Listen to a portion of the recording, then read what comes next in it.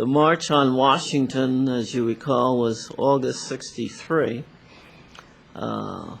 This was shortly before, I think, May '63 in Birmingham, where they had the big demonstrations, and the sheriff, Bull Connor, was there with his dogs in the water and so forth. I was there then. They expelled 1,100 black students from school for marching on a Saturday in King's Parade, and I got them reinstated. That was May '63, as they said. And then in August '63, I was on vacation for a week or two with my husband and son at Cape Cod. And my husband said, well, aren't we going to this March on Washington? And I said to him, well, I guess I better go because, nobody else will be there except those of us who are involved. So we left, checked into our hotel in Washington, got up the next morning, put on the TV, of course, as we were eating breakfast, and this reporter was on the TV, and he said, well, it looks like there are 2,000 people here. Then he said, wait a minute, there may be 4,000 people here. And then he said, no, that's wrong, there may be 10,000 people here.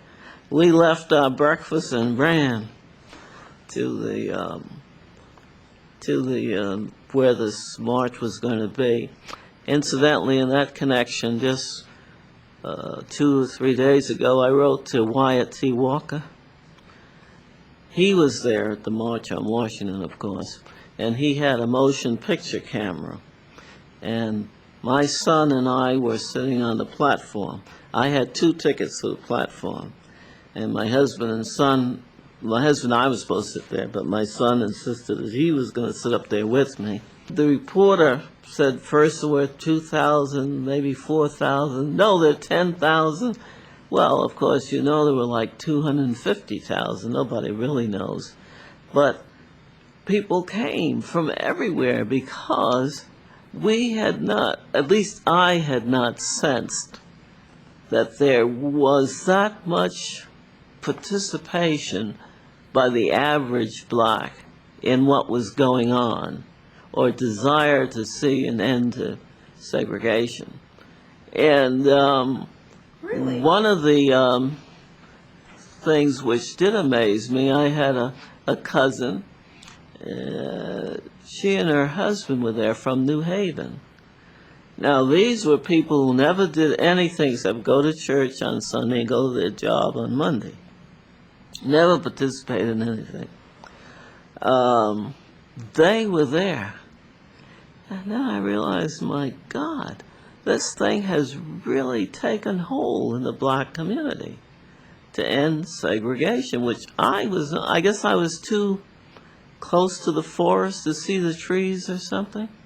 I had no idea that we would have that response. Nobody else did either.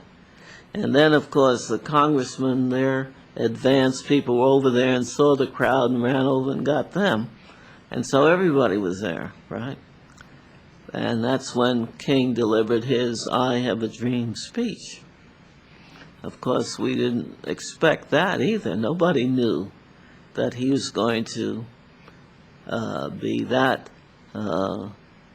dynamic on that occasion. I saw people from all over the South, people who recognized me as having been in their community, and so we were just shaking hands with people who'd come up and, greet us, and I was startled that they were there, because these were just plain, ordinary people, not the leaders, but people that were around in the meetings, like the meetings that took place in the churches in Birmingham, night after night after night. People like that, who were just plain, ordinary people, not leaders, as we would conceive of it, but just people who had never really done anything like this in their lives.